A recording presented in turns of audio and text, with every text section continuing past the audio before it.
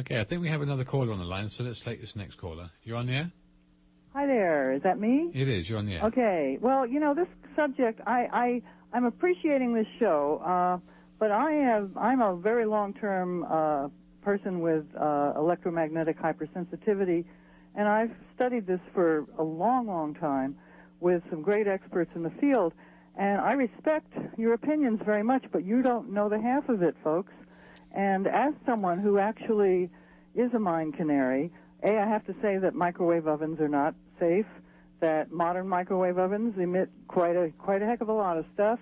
I have to stand, you know, like 6 to 10 feet away from all microwave ovens, not to get pressure in my head. I found that out in 1990.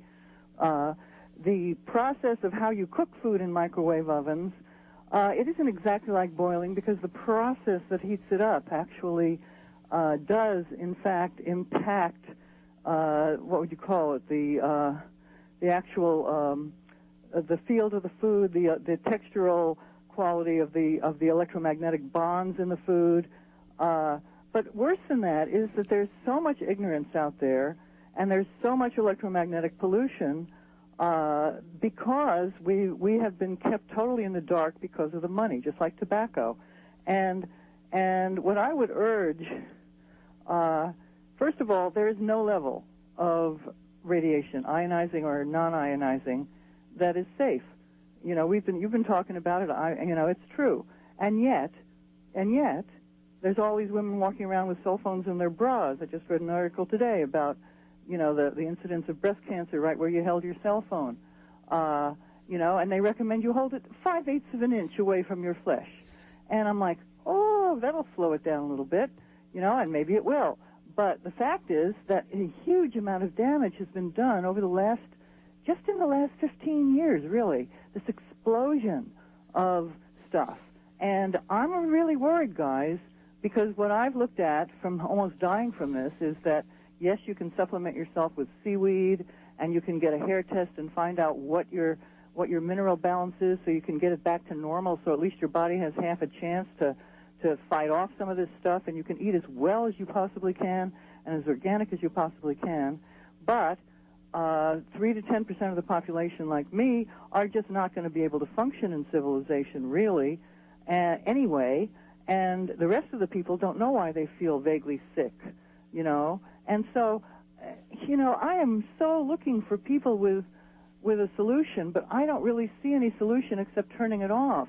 Now, I realize that you may think I'm an extremist here, but I'm really not. I'm a pragmatist, okay? And what I see is that very, very slowly, after a whole bunch of horrible damage has been done, maybe we'll regulate it mildly. And then it'll be so cool that the kids will think that they have to have it because it's banned. You know, the kids at the community school here in Mendocino used to take 3 or 4 Wi-Fi hubs, put them in a circle, point them inward, turn them on, and stand in the middle of it to get an effect like bad speed.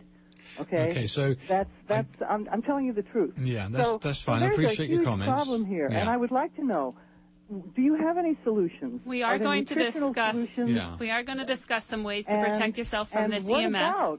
What about the people who aren't just theoretically involved, but the people like me, and worse, the people who are hiding out in canyons in Arizona, you know, in their campers, because they literally would have a heart attack or a stroke or you know, die. Yeah.